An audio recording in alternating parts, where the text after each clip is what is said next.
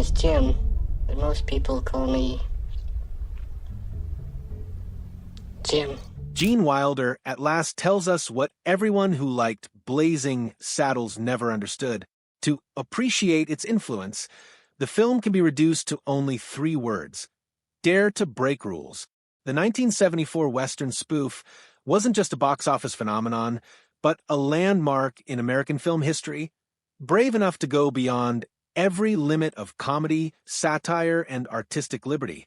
Few were aware of the behind-the-scenes chaos, secrets, accidents, and creative wars that populated the off-screen Blazing Saddles universe and almost derailed the production before it could take off.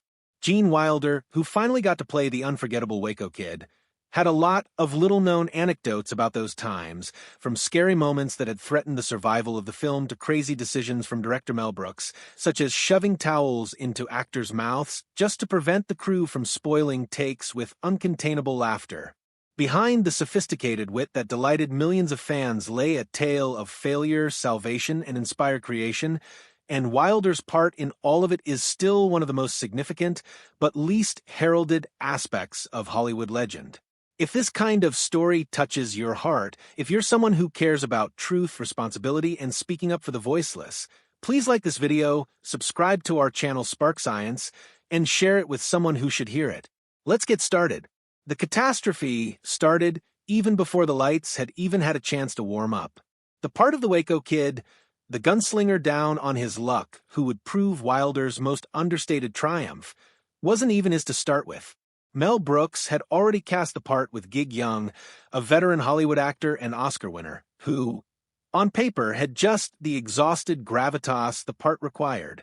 But when the cameras started rolling on the first day of production, the horror show began. Young started sweating uncontrollably, his hands trembling, his speech slurred. Some even suspected it was going to be a method performance, a decision to depict the kid's alcoholism in gritty, lived-in detail. But it soon became appallingly evident that this was no acting. Young was in the grip of acute alcohol withdrawal. By noon, he had collapsed on set, the crew converging on him as production came to a standstill. Brooks's movie was suddenly on the verge of implosion. A lead role was vacant, cash was burning hourly, and Warner Brothers executives were already uneasy about the edgy material in the film. Brooks had just one choice remaining, and he knew just the person to call. Gene Wilder was in New York when the phone began to ring. The conversation was brief, only a few sentences in length. Brooks asked if he might visit. Wilder requested one thing: "Do you want me there?" Brooks answered yes, and Wilder said, "Then I'll be there." He didn't ask about the pay, the length of the contract, or even which role it was. Within 24 hours, Wilder was on a plane, arriving on set with no rehearsals and no preparation, stepping straight into the Waco Kid's boots, as if he'd been waiting for the character all his life. What had the potential to be a disaster became salvation. Wilder saved the production, and he redefined the role in the process. From the outset, Wilder imposed one stipulation: Waco Kid would not be played for laughs. This might sound peculiar in a film that lived on absurdity, slapstick, and outrageous parody, but Wilder understood that the key to comedy was contrast. Where Cleveland Little, Harvey Korman, and Madeline Kahn embodied the manic flair, he became the calm eye of the hurricane, a guy shattered by his own past, exhausted, ironic, and so deadpan that each word he uttered cut sharper. His delivery was as dry as bones, his reactions measured to the last detail, and the sadness in his eyes provided people with a sort of haunted laughter.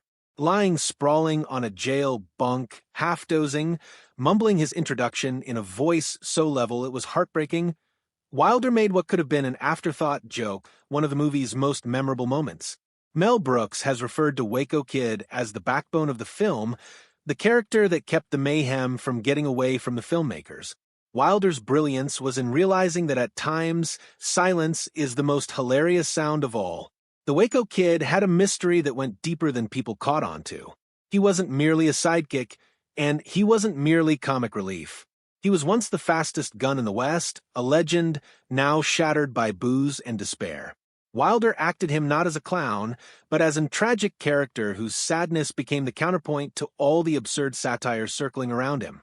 His shaking hand, his empty stare, the manner in which his voice went down to almost a whisper when he was confessing about his past, everything suggested a man who had witnessed too much and couldn't seem to find his way back.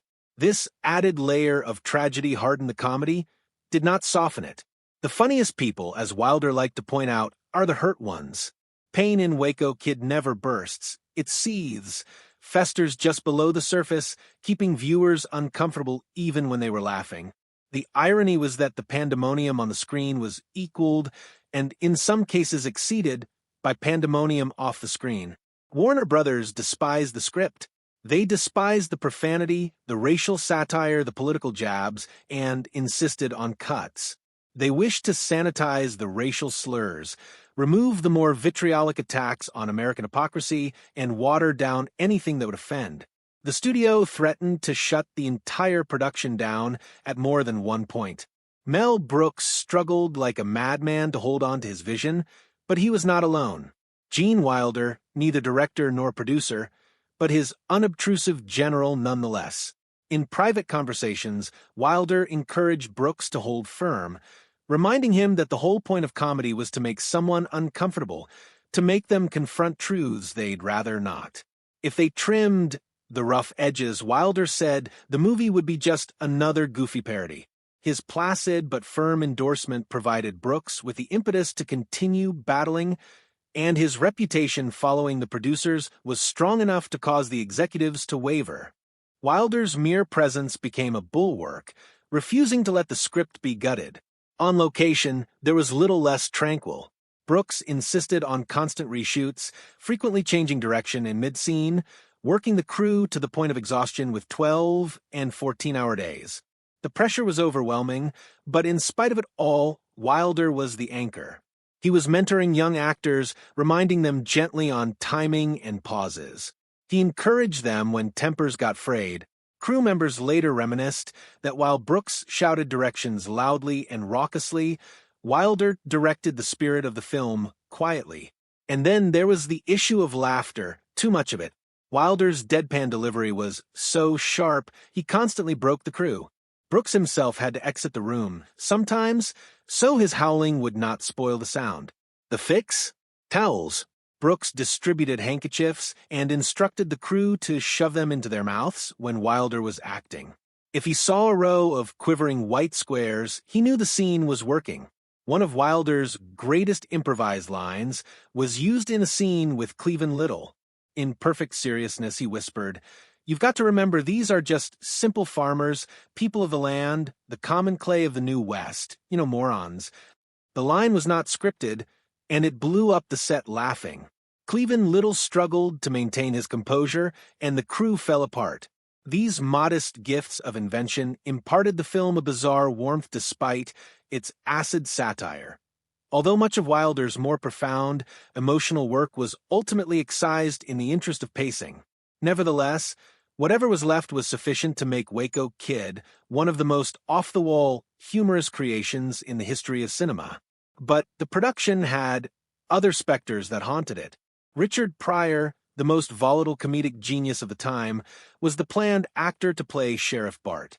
He had contributed significantly to the scripting, infusing his own cutting-edge race and power commentary into it, and his involvement would have strengthened the film more.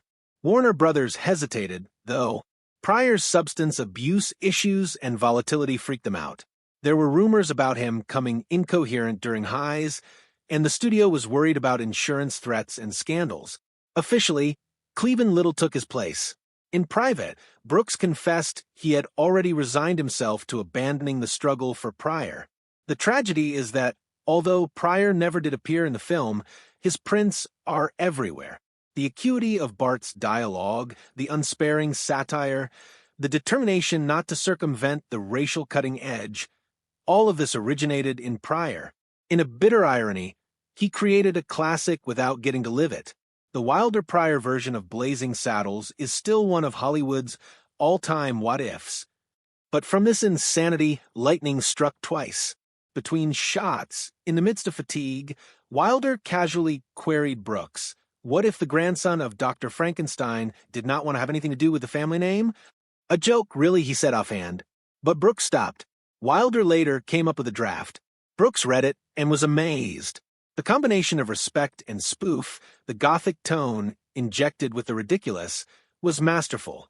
That seed germinated into Young Frankenstein, one of the greatest comedies ever conceived, demonstrating that Wilder was not merely an actor, but a creator, a co-designer of comedy history.